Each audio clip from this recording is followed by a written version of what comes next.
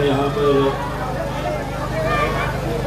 हमारे इस दौलताबाद सर्कल के तीनों ही उम्मीदवार हमारे दोस्त मतीन भाई, प्रतिभा कृष्णा साबड़े और अनीता गोपाल कुबाड़े, ये तीनों के लिए मैं आप लोगों के बीच में दरख्वास्त करने के लिए आया हूं कि आप लोग जो मोहब्बतें मजलिस इत्तेहाद उल मुस्लिमीन के लिए पिछले कई सालों से आपने लुटाते आए हैं, उसी का नतीजा है कि आज मजलिस इस मुकाम के ऊपर पहुंच चुकी है कि जहां पर हम अब जिला परिषद और पंचायत समिति का इलेक्शन भी लड़ने के लिए मैदान में कूद पड़े हैं। उसकी वजह यही है कि आज से 4 महीने पहले बिहार का इलेक्शन हुआ और बिहार के इलेक्शन में जब सारी दुनिया कहती थी कि मजलिस एक भी सीट वहां पर नहीं लेकर आएगी, आप लोगों की दुआओं की बदौलत वहां पर हमने 5 एमएलए जिताकर लेकर आए।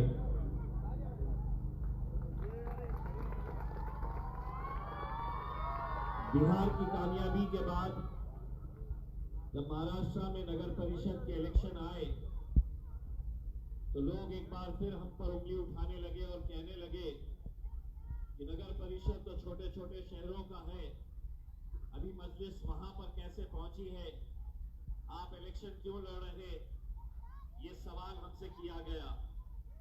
लेकिन एक बार फिर आवाम ने अपना यकीन और भरोसा जताते हुए हमारे कायद बैरिस्टर असदुद्दीन अवैसी साहब के ऊपर यकीन जताते हुए लोगों ने दिल खोलकर हमारा साथ दिया और हमने महाराष्ट्र के अंदर 83 म्युनिसिपल काउंसिलर्स और कारंजा के अंदर एक नगर अध्यक्ष अल्हम्दुलिल्लाह हमने वहां पर बिठाया।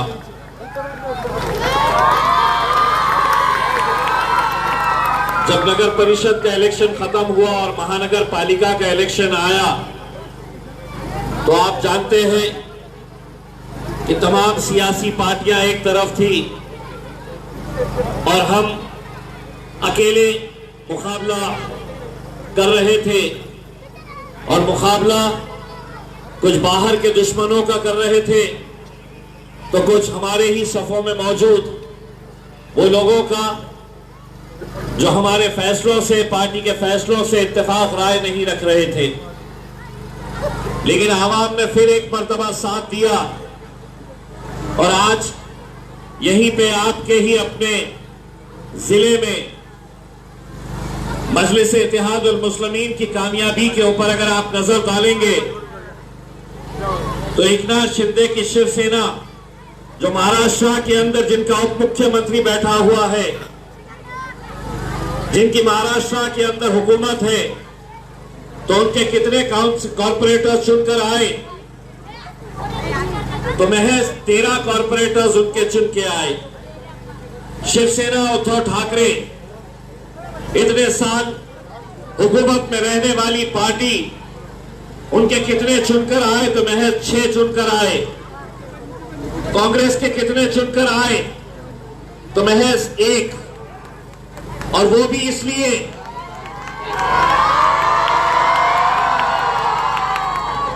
इसलिए कि हमारा ही एक गद्दार जिसको हमने टिकट दिया था उसने रात में सौदेबाजी करके वो टिकट वापस कर दिया, वरना कांग्रेस का खाता भी हमारे शहर से खुल नहीं पाता।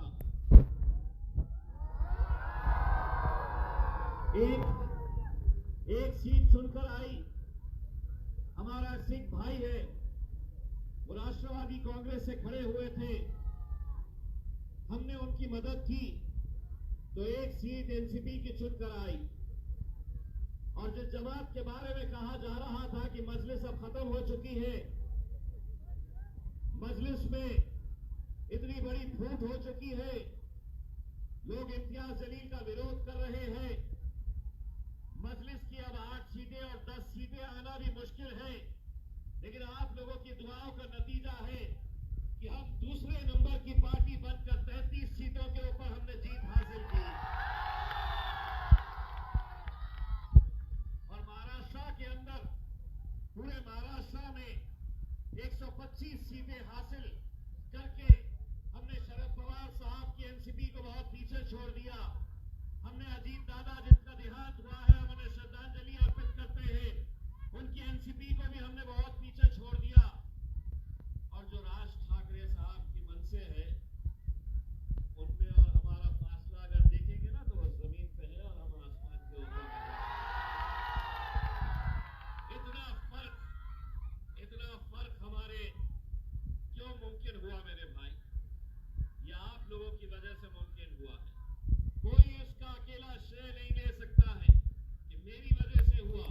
ये वही आवाम है जिसने अल्हम्दुलिल्लाह जब जरूरत पड़ी तो एक ताकत बनकर खड़े रहे।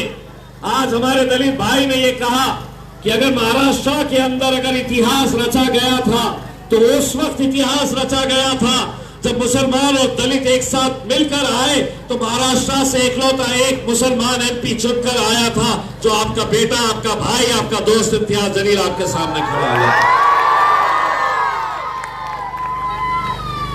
आज हम छोटे छोटे गांव तक हम पहुंच चुके हैं और यकीन मानिएगा कि जब 16 तारीख के दिन महानगर पालिका के इलेक्शन का रिजल्ट आया तो हमने पूरे शहर को एक रंग में रंग डाला था। हम चाहते हैं कि यहां पर दौलताबाद सर्कल के अंदर शाहजहांपुर में भी जब 9 तारीख के दिन नतीजे आए तो यहां पर आप लोगों को भी रंग खेलने का मौका मिलेगा।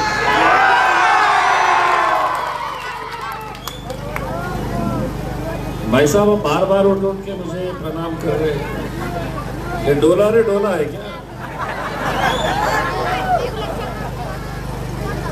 आएगा घेऊ ना लेकर।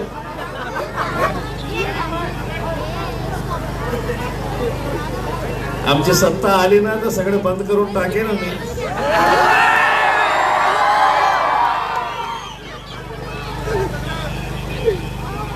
सब 2 नंबर के और दारू के धंधे हम सब बंद करवा देंगे अगर हमारे पास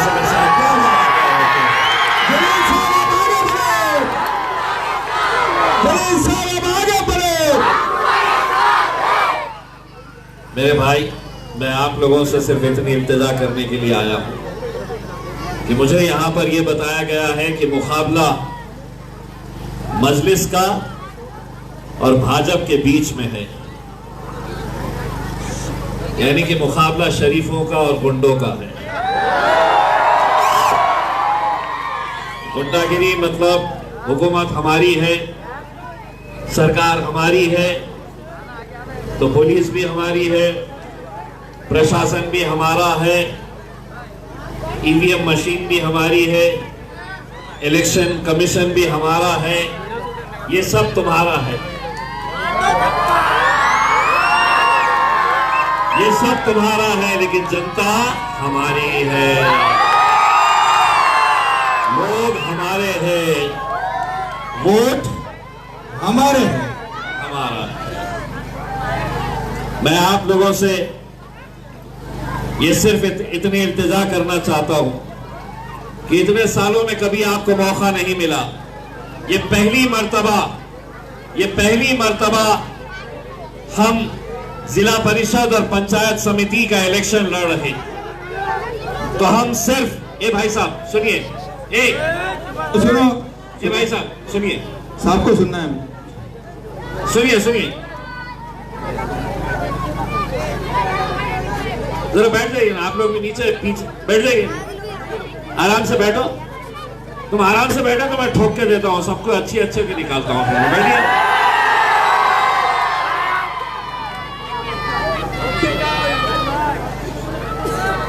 तो हम पहली मर्तबा अगर मैदान में उतरे हैं तो किस यकीन और किस भरोसे के ऊपर उतरे हैं? वही यकीन जो आज से कुछ साल पहले जिस जमात के बारे में लोग कहते थे कि इनका हैदराबाद से एक मेंबर ऑफ पार्लियामेंट चुनकर आता है और जिंदगी भर ये एक ही रहेगा, एक का दो नहीं होगा। लेकिन जब आप लोगों ने साथ दिए तो एक का दो भी हो गए। 2019 से 2024 के बीच में असदुद्दीन अवैसी साहब पार्लियामेंट में अकेले जाकर नहीं बैठते थे, उनका ये भाई इम्तियाज जलील भी आपकी वजह से वहां पर जाकर पास हुआ। 2024 के अंदर मेरे भाइयों हमने दो शिकस्त देखी। मैंने खुद ने जाती तौर के ऊपर मैंने दो हार कैसी होती है, कैसे हराया जाता है, मैंने एक साल में 2 मरतबा इसको महसूस किया। जब एमपी का इलेक्शन आया तब हमारे ही लोगों ने कैसा खेल खेल के इकलौता एक मुस्लिम एमपी पूरे महाराष्ट्र, इकलौता एक, लेकिन उसको हराने के लिए क्या भाजपा, क्या शिवसेना, क्या कांग्रेस, क्या राष्ट्रवादी, क्या समाजवादी, तमाम के तमाम एक साथ मिलकर आ गए, झुंड बनाकर कि किसी भी तरह से इसको हराना है। और हराना इसलिए है कि उन्हें तकलीफ इस बात की सता रही थी कि अगर पार्लियामेंट के अंदर अगर नरेंद्र मोदी और अमित शाह से आंख में आंख डालकर अगर कोई सवाल करने की हिम्मत आज तक कोई करता था तो उसका नाम बैरिस्टर असदुद्दीन अवैसी। तो ये दूसरा जब गया तो वो भी कुछ कम नहीं बोलता था। तो सारी तकलीफ उन्हें इसी बात की सताने लगी थी कि एक तो बोलते ही थे, ये दूसरा भी आया है तो बहुत बोलता है। कैसा नहीं बोलेंगे, रोज नान फलिया खींचने वाले लोग हैं अपन जैसा। तो खैर हरा दिए। फिर उस भाई साहब तू स्टेज पे आजा राजा, मेरे तेरा जोश और जज्बा देख के तो मुझे ऐसा लग रहा है तू आज ही इलेक्शन जितवा देगा। उसका जरा हाथ पैर पकड़ के रखो रे मेरे भाई। दूसरा कहां से आते रहे भाई लोग। दूसरा इलेक्शन आया एमएलए का। तो दूसरे इलेक्शन के अंदर क्या हुआ, भारतीय जनता पार्टी, एकनाथ शिंदे साहब की शिवसेना और दादा की एनसीपी, महाराष्ट्र के अंदर हुकूमत इनकी, तीनों मिलकर एक साथ लड़ रहे थे और मजलिस अकेले लड़ रही थी। तीनों मिलकर एक साथ लड़े तो कितने वोट हासिल किए? 92,000, 92,000, और शेर अकेला लड़के 90,000 वोट लेकर आए।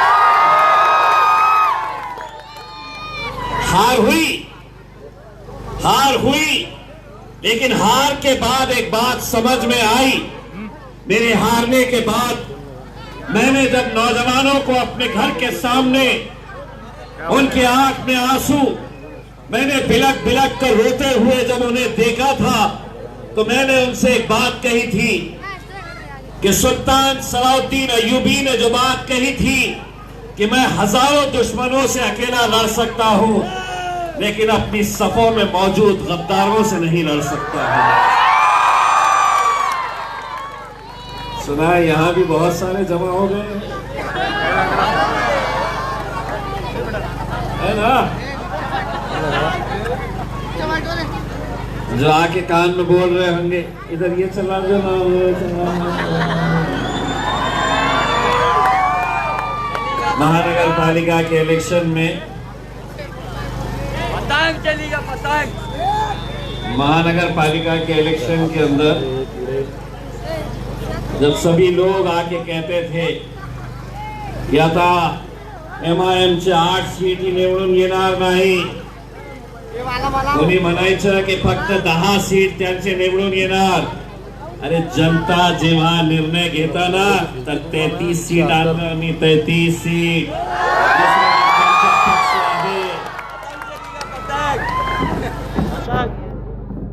तो यहाँ पर भी हम आप लोगों से यही इल्तिजा करने के लिए आए हैं कि आज अगर हमने हमारे इन भाई बहनों को अगर हमने साथ नहीं दिया सियासत के अंदर, अगर हमने आज हमारी ये बहन प्रतिभा कृष्णा साबड़े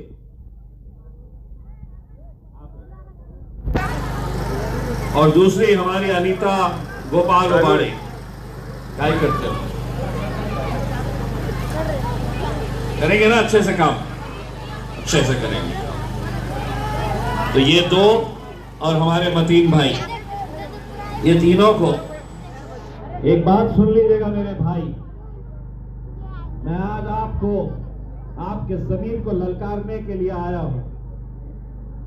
अगर आज आपने भारतीय जनता पार्टी के किसी उम्मीदवार का साथ दिया तो ये बात समझ लीजिएगा, इस मुल्क के अंदर जो हमारी मस्जिदों को शहीद कर रहे हैं, इस मुल्क के अंदर जहां पर हमारे नबी करीम सल्लल्लाहु अलैहि वसल्लम के खिलाफ गुस्ताखी कर रहे हैं, हमारे मदरसों को निशाना बनाया जा रहा है, गरीबों के घरों को बुलडोजर से गिराया जा रहा है, हमसे कहा जा रहा है कि तुम्हारी मस्जिदों से तमाम लाउड स्पीकर्स निकाल दो, तुम अजान नहीं दे सकते हैं, हमारी बच्चियों से कहा जा रहा है कि तुम हिजाब पहन के कॉलेज नहीं जा सकते हैं, तुम उनका साथ देंगे तो ये समझ लो तुम उन जालिमों का साथ देंगे जो आज तुम्हें, तुम्हारी कौम को निशाना बनाए हुए हैं। ये वक्त एक जहीती का है, एक ताकत बनकर खड़े रहने की जरूरत है मेरे भाई। और जब तक हम अपने दूसरे समाज के भाइयों को साथ नहीं लेंगे तो हम अपनी मंजिल तक नहीं पहुंच सकेंगे। अरे जिस जमात के बारे में कहा जाता था कि ये सिर्फ एक मुसलमानों की जमात है, सिर्फ मुसलमानों की बात करती है, मुसलमानों के लिए लड़ती है, हमको कहा जाता था कि हम फिरका परस्त है, हम जातिवादी पक्ष है करके हमको उंगलियां उठाई जाती थी। लेकिन आज मुझे फख्र है इस बात का कि जो जिला परिषद के और पंचायत समिति के इलेक्शन हम लड़ रहे हैं उसमें हमारे मराठा समाज का भाई तक मजलिस के टिकट के ऊपर इलेक्शन लड़ रहा है। ओबीसी समाज के लोग, एससी समाज के लोग आज मजलिस के टिकट के ऊपर लड़ रहे हैं। आज अगर आप लोगों ने अपनी अकल का सबूत दिया, एक जहीती का सबूत दिया, तो यकीन मानिए हम जो एक ख्वाब देख रहे हैं इस मुल्क के अंदर, अच्छे अच्छों को हमने पछाड़ दिए हैं साहब, घर के रास्ते दिखा दिए हैं, आए और चले गए। बहुत सारे पतंग से इतनी तकलीफ होने लग गई है, इनको इतनी तकलीफ होने लग गई है कि ये पतंग उड़ कैसे रही है। हमारे पास एक पालक मंत्री है, त्याचं नाव आहे संजय सिरसाट। इलेक्शन के वक्त इलेक्शन कमीशन चले गए शिकायत लेके, बोले इनकी निशानी पतंग है, 15 तारीख के दिन इलेक्शन है महानगर पालिका का और 14 तारीख के दिन हमारा बहुत बड़ा त्योहार है मकर संक्रांति का। अब बोले मकर संक्रांति के वक्त में लोग क्या उड़ाते हैं, क्या उड़ाते हैं? तो वो शिकायत लेके पहुंच गए इलेक्शन कमीशन के पास और बोले कि ये पतंग इनके पास से ले लो, वरना 14 तारीख के दिन मकर संक्रांति के मौके के ऊपर हमारे लोग त्योहार मनाते हुए पतंग उड़ाएंगे 14 को, और 15 के दिन जाकर है तो वोट करना है, तो कहीं ना कहीं उनके दिमागों में पतंग चलती रहेगी और वो पतंग दबा देंगे 15 तारीख के दिन। इलेक्शन कमिश्नर ने उसको देखा और मैंने जैसा उसको देख के बोला नहीं कि कहां से आ जाते हैं, तो वैसे इलेक्शन कमिश्नर ने मेरे पालक मंत्री को देखकर बोला ये कहां से एकनाथ शिंदे ने चुन चुन कर लेकर आया है रे मेरे भाई। और हुआ वैसा ही, मकर संक्रांति उन्होंने तो नहीं मनाए, लेकिन इम्तियाज जलील ने बड़े धूमधाम से इस बार मकर संक्रांति के मौके पतंग उड़ाए। 14 को उड़ाए पतंग, 15 के ऊपर मोहर लगाए, 14 और 15 के दिन पतंग चली और 16 के दिन सब खत्म।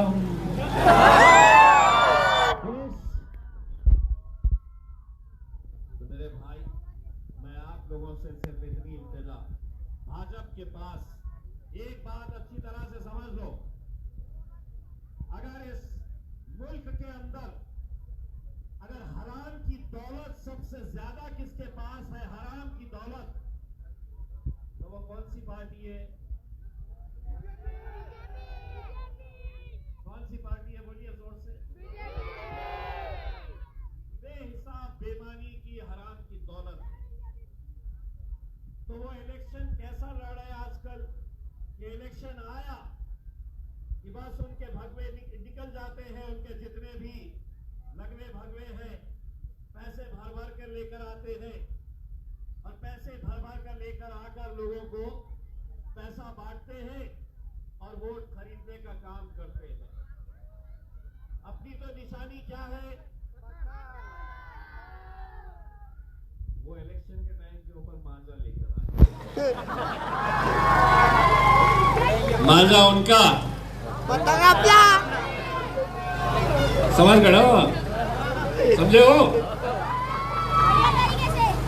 तो आप लोगों को सिर्फ इतना ख्याल रखना है कि इलेक्शन के वक्त ये सभी लोग आने वाले हैं, उनके लिए जिला परिषद, महानगर पालिका, पंचायत समिति, ये इलेक्शन बहुत मायने रखते हैं। लेकिन हमें क्या मायने रखता है कि हमें मतीन के साथ हमारी ये दो बहनों को भी जिताना है, ये हमारे लिए मायने रखता है। इनकी जीत हमारे लिए मायने रखती है। इसीलिए किसी के बहकावे में मत आइए, किसी की बातों के अंदर मत आइएगा। बहुत लोग आएंगे और आपको बताएंगे, समझाने की कोशिश करेंगे, लेकिन अगर तुमने जालिमों का हाथ साथ दिया तो यकीन मानिए कल किसी गरीब का घर जब टूटेगा और उस गरीब के घर से किसी ने बद्दुआ निकाली तो कहीं ना कहीं वो बद्दुआ उस हुकूमत के साथ साथ हम लोगों के ऊपर भी आएगी कि हमने इन जालिमों का साथ दिया है, हमने इन जालिमों का ऐसा साथ दिया है जो हर रोज आपको निशाना बनाए हुए है। इलेक्शन आया कि हम लोग बड़ी आसानी के साथ बढ़ जाते हैं। मेरे भाई, मुझे भी मालूम है कि यहाँ पर आपके इस दौलताबाद के जो सर्कल है उसके अंदर गैरों के साथ साथ कुछ हमारे भी लोग हैं जो कौम का सौदा करने के लिए निकले हुए हैं, जो आपको खरीदने जा रहे हैं, जो आपकी बोली लगा रहे हैं।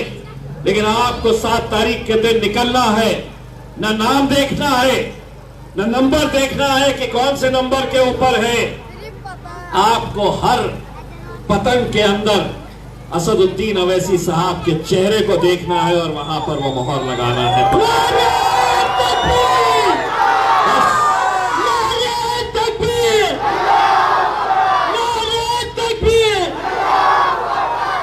बस यही काम करिएगा।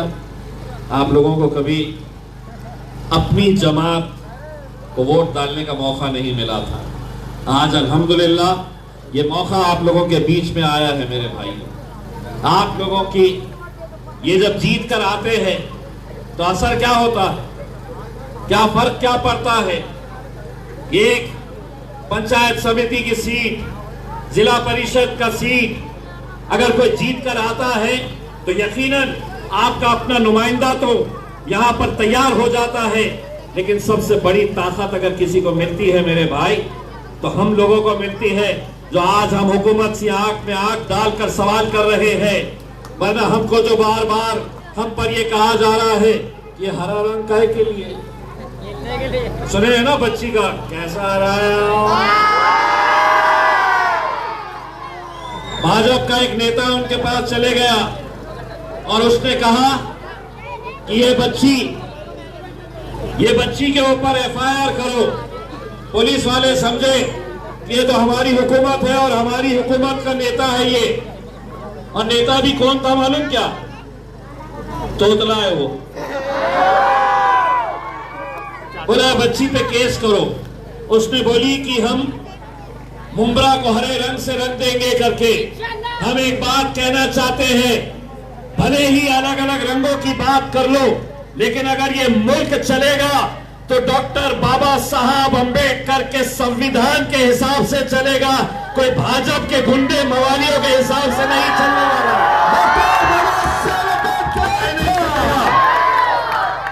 अरे वो संविधान है जिसने हर रंगों को बांट कर रखा हुआ है।